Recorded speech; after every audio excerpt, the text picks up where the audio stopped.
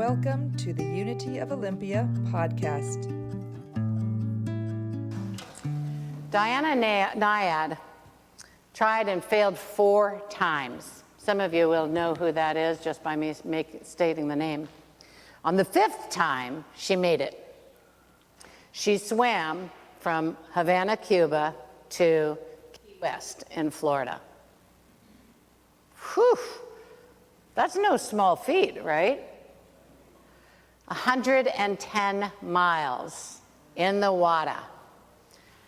I watched a movie about this story, and it shows in the swim, well, it shows the other times that she took a break, but in the swim, it shows how she was fed.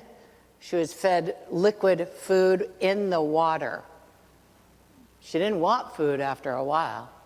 She was delirious after a while. She was 64 years old when she made it. Yeah, you want to clap for that? And it would be really fun for me to say that's my goal, but no. No. In Greek mythology, the naiad is a female nymph or spirit that is in charge of the water, has all authority over water. And when she was a child growing up, her father filled her with these stories of that Greek myth, and then also told her she was that nymph, that spirit of the naiad lived in her. Yeah, wow. And that set her up for this imagination that allowed her to think, well, maybe I can do great things in the water. Maybe I can. And she found out what it was that she had to do. She joined the swim team. She had coaches. She was working hard as a young child, as a teenager. And then she was almost ready, and then got an injury before she could go to the Olympic trials. And it went away. It went to the wayside until her 60th birthday, when she said, no, I can. Yes, I can. What does it take to do the impossible, right? You'd think that something like that is a ridiculous dream, and especially after trying and failing over and over. How many of you have been successful at your greatest goal the very first time? Because I want you up here. Yeah, okie dokie. These are the things that it takes. It takes imagination to actually believe that it's possible. It takes a willingness to engage with order. You know, what do I do? What do I have to do next? And then, of course, will. Actually willing yourself to do stuff that maybe you didn't want to do today, but doing it, making yourself do it, engaging personal will toward that end.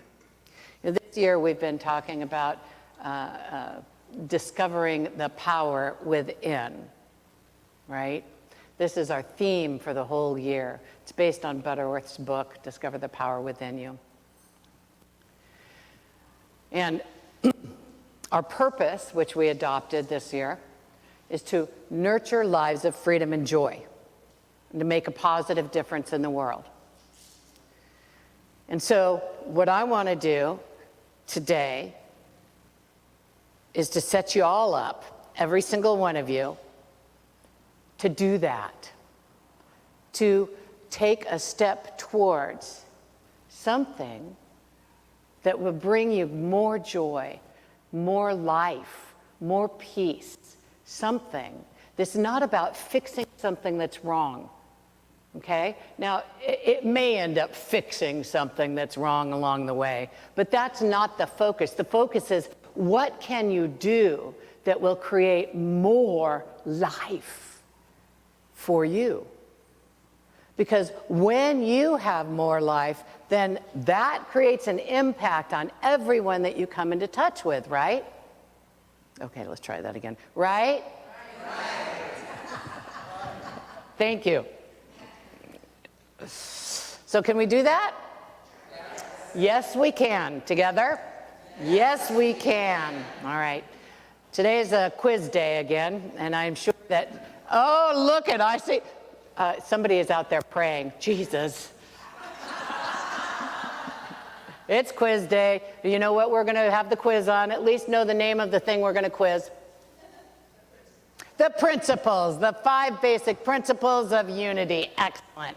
Principle number 1, anybody? God is. Do you believe that there is a power, a presence, a spiritual, benevolent force in the universe that is actually on your side? Yes.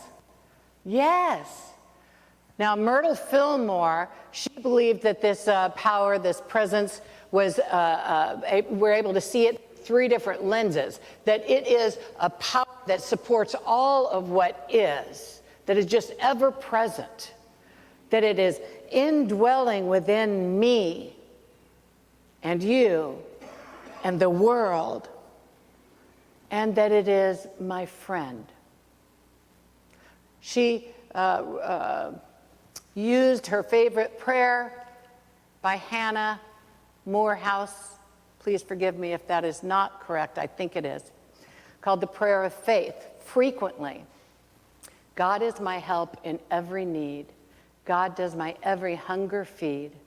God walks beside me, guides my way in every moment of the day. And she talked to God as a friend. Many of you have heard me say that I've had a challenge with that. That challenge is gone. I am totally on board. God and I are talking all the time. She's really smart. Number 2, I am an expression of the divine. The divine lives here and now in and through me, which means it's true for you too, right? 3, thoughts in mind produce after their kind. Thoughts held in mind produce after their kind. When I went to seminary, and you know you have to have a quiz in order to get into seminary, right? They don't just let anybody in. She said, she says, the minister there says to me, so what's the 3rd principle? And I said, thoughts in mind produce in kind, which is what we teach the children, because I'd been a youth director for a long time. And she says, well, that's close. Thank you. Thoughts held in mind purposely produce after their kind, right? So if you hold a belief, if you keep a belief, it's not about those beliefs that just kind of float through, right? If you're just letting it go, if it's in one ear and out the other, that's not going to do anything. But if you grab hold of it, focus on it, then that can produce after its kind. 4? Prayer and meditation. We got a ring. Bing, ding, ding, ding. Excellent. What, did you tell her the answer? Did you all know that answer already? Yes, I know you did.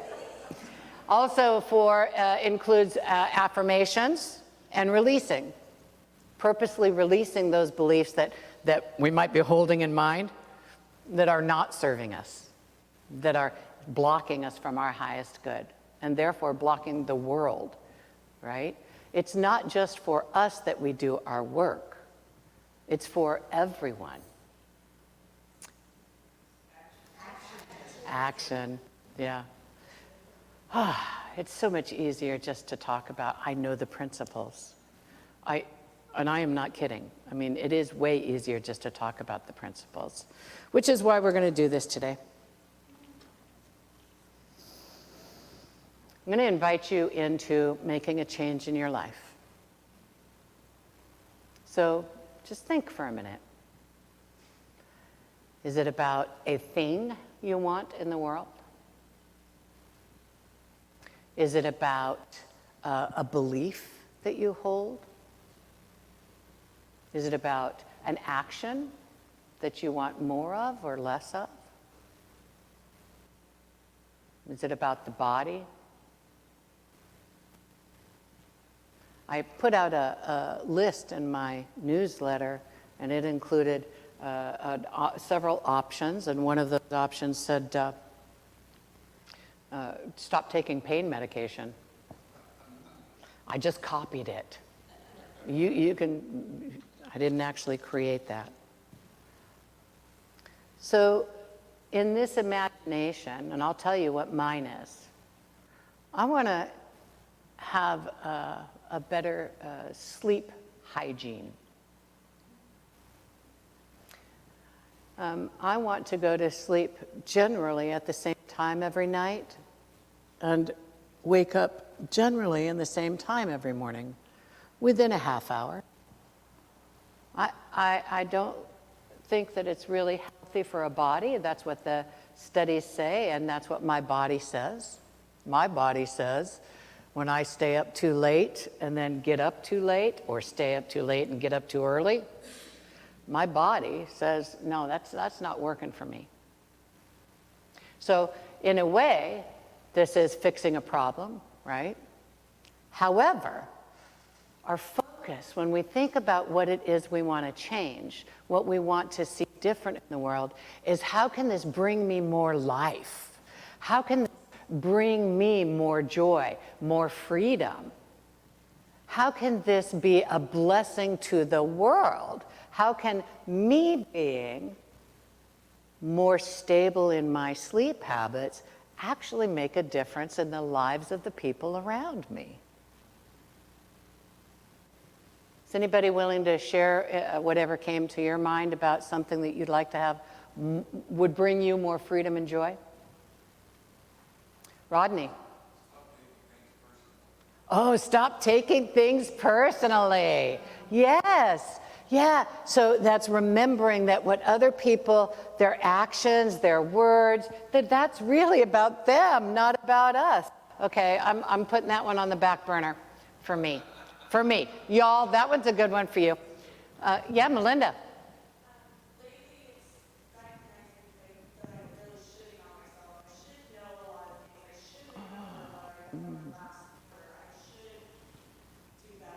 So again, it's about releasing a thought held in mind, and the thought held in mind is, I should. I should do better. I should know how to do this. I should, right? So want to invite both of those to be in a positive context. Thank you so much for volunteering so that I can school everybody. Perhaps instead of releasing the ideas that no longer, that other people are about me, what they do is about me, recognizing that's their behavior, it's about them, it's about their consciousness. Recognizing I'm right where I'm supposed to be. This is where God has me right now. I am right here, right now. So do y'all see that difference? You got one? I was just saying, love myself more so I don't have to have fear of missing out or the easy way out pattern. So I just, I'm loving myself more and then I'm loving God more. Loving myself more. I am worthy, right? That's an affirmation that many of us can benefit from. I am worthy. All right. So that's the value of imagination, right? So in imagination, what we want to do is we want to begin with the end in mind. That I know I'm worthy. That I know I'm right where God wants me. That I'm right where I'm supposed to be right this minute. That I know that other people's stuff isn't about me. That I sleep so well. And that I have such command over my ability to put myself in bed and get up in the morning, that my body is refreshed and ready to face every single day. I've given this a lot of thought. I knew I was going to do this talk. That's the power of imagination, right? And so I really want to invite each and every one of you, choose a simple thing or choose a hard thing. I don't care, but choose what the end looks like. This is the power of order. We're moving into the power of order now. So we know what the end looks like. We know where we are right now. I never know when I'm going to bed. We know what these two look like. And so what's the halfway point? What's the halfway point between being fully engaged in that sense of wholeness that we're going to get? And what's the quarter point? And then what do I have to do today? This is the power of order, is actually figuring out, well, what's the plan? Now, in this case, for me, and for consciousness stuff, like it would have been so much easier, Melinda, if you'd just said graduating from college with your bachelor's and being enrolled in your master's, because then that's a concrete thing, right? For me, the halfway point is that I know what my bedtime is. I know what time I wake up in the morning. That not only do I know them, but I start to create my day, my activities in my day around those, instead of saying, oh yeah, I can stay out till 10:30 at night with you, right? So what is that halfway point? What is the quarter point? What do I have to do today in order to get there, right? Are you all kind of creating a little bit of a idea? Mm-hmm.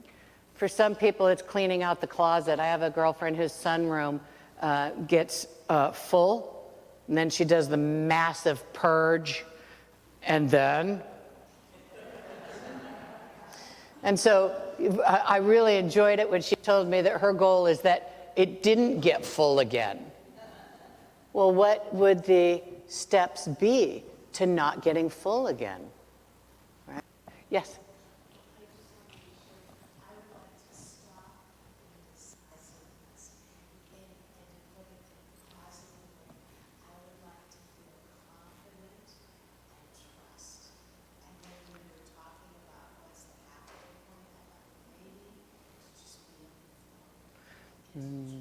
Mm-hmm. So she shares that she would like to stop being indecisive and just to be confident and trust.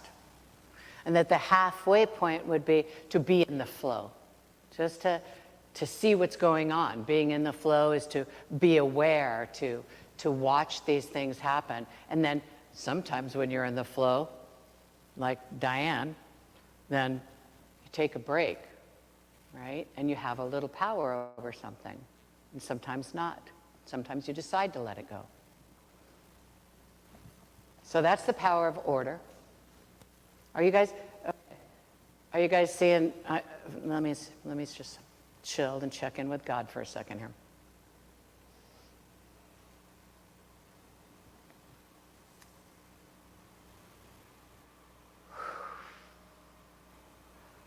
Would you all be willing to just pair up with somebody and tell them something that you're going to be willing to work on? Ready, set, go.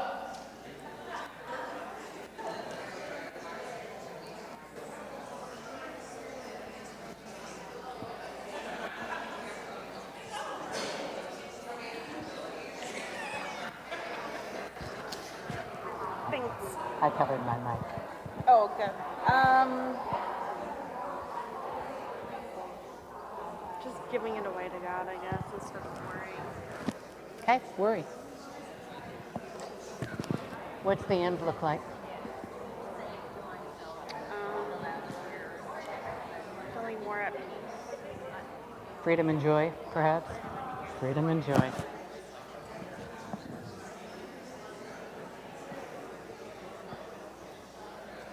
Excellent. Great job, everybody.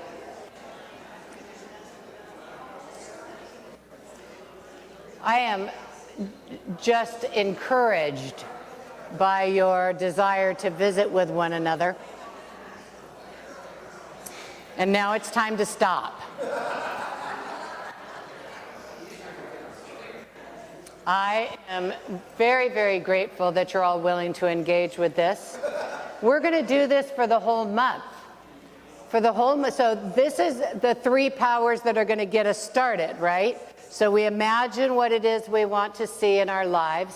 We come up with a plan. So imagination, order, we got a plan. And you know, my thing about plans is make a plan. Okay, got a plan, follow the plan, change the plan, start over, you know, let go of the results, and then make a plan over and over. So that order is not a black and white, in stone, completed thing. It's knowing that the general picture.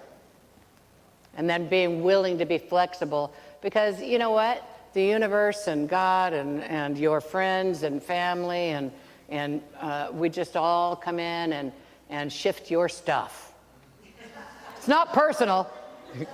It is not.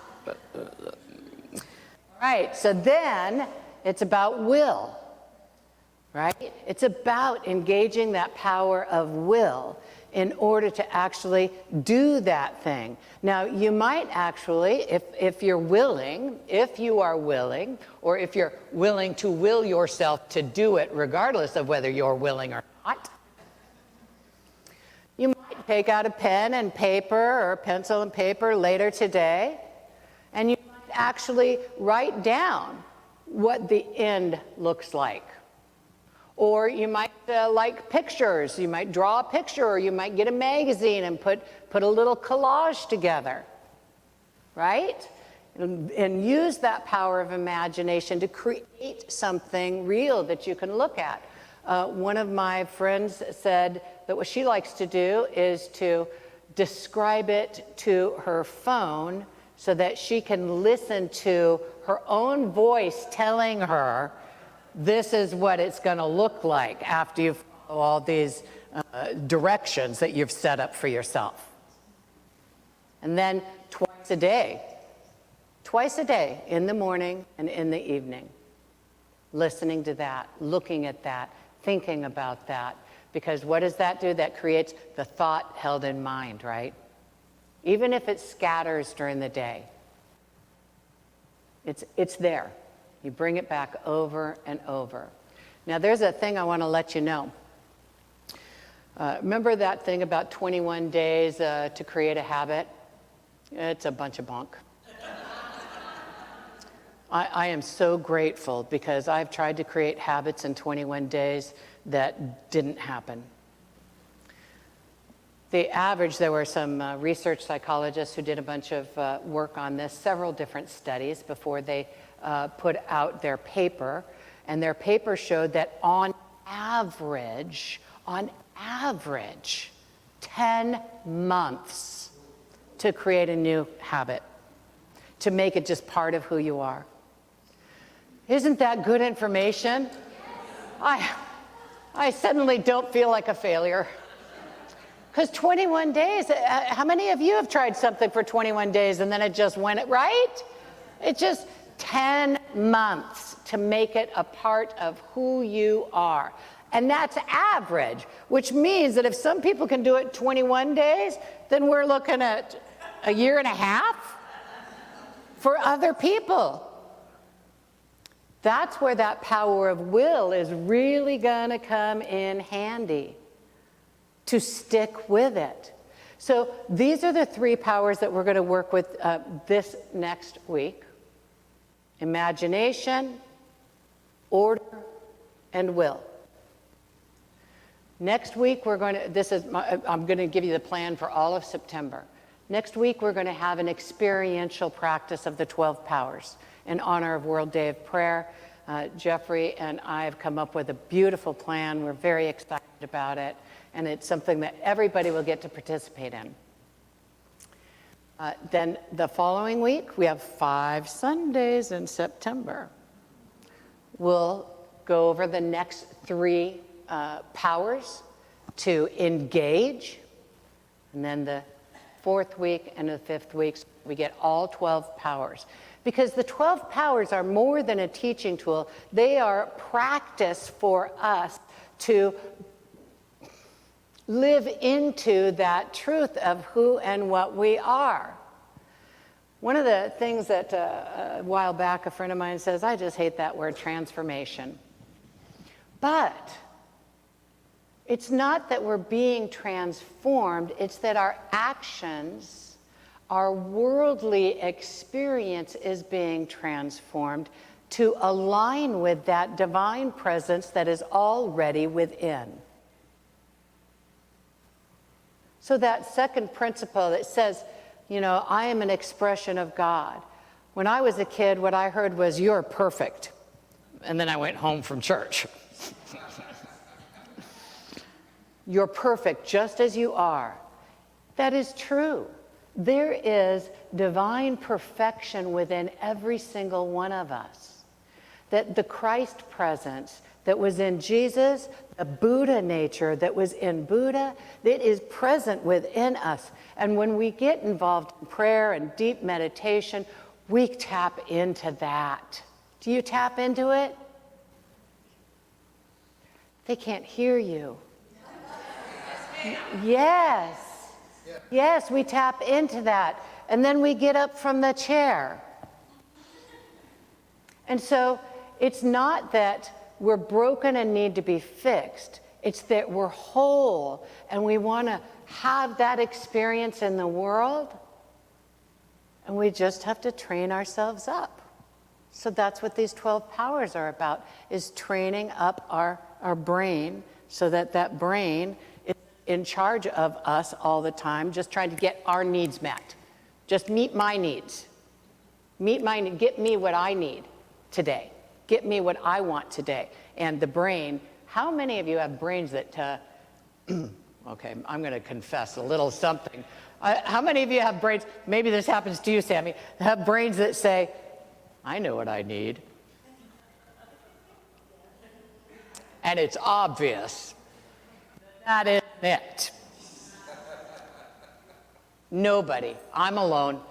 Somebody at home, I hope? Okay. Yeah, no, I saw one hand. Okay, we don't want to confess it, right? But this is about training the brain. Training the brain, that would be psychology terms, neurobiology terms, but in spiritual terms, I guess it would be called discipleship. That we're putting our Christ in charge and letting all of these other characteristics or attributes become disciples to that Christ presence. Can we do that? Yes. Yes, we can. Yes, we can. Mm-hmm. All right. Do you make these commitments freely and willingly?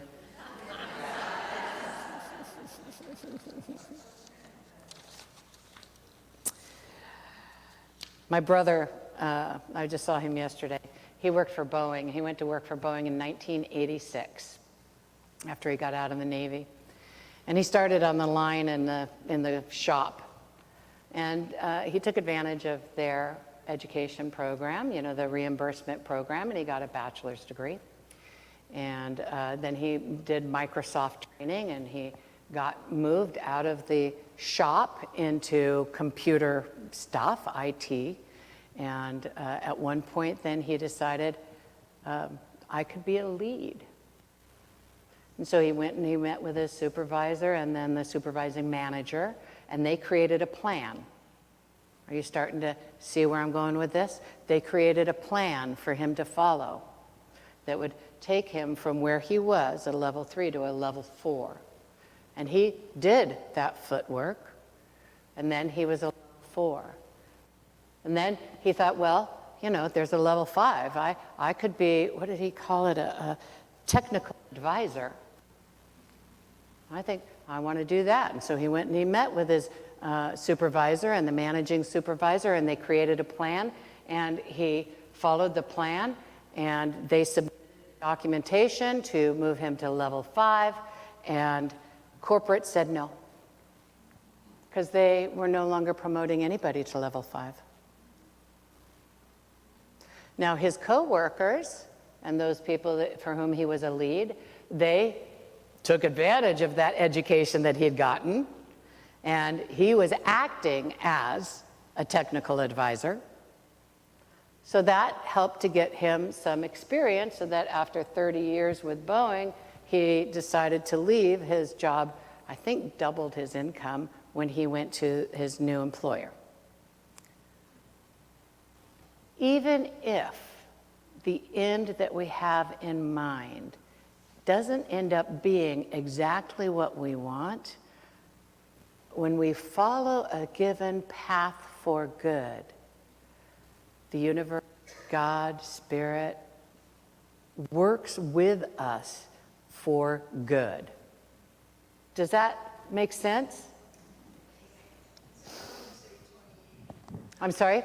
Romans 8:28. All things work together for good. All things work together for good. That doesn't mean all things are good. Is everybody? Yeah, okay.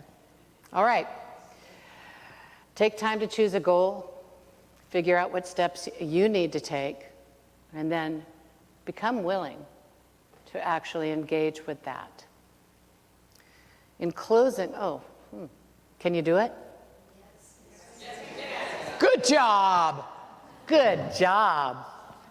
In closing, I want to read from Marianne Williamson. This is a passage that many of you already know well, and it just seems appropriate. Our deepest fear is not that we are inadequate. Our deepest fear is that we are powerful beyond measure. It is our light, not our darkness, that most frightens us. We ask ourselves, who am I to be brilliant, gorgeous, talented, fabulous? Actually, who are you not to be? You are a child of God. Your playing small does not serve the world. There's nothing enlightened about shrinking so that other people won't feel insecure around you. We are all meant to shine, as children do. We were born to make manifest the glory of God that is within us. We were born to make manifest the glory of God that is within us. Now I feel like a preacher. It's not just in some of us, it is in everyone. And as we let our own light shine, we unconsciously give other people permission to do the same. As we're liberated from our own fear, our presence automatically liberates others. God bless you. Yes, music?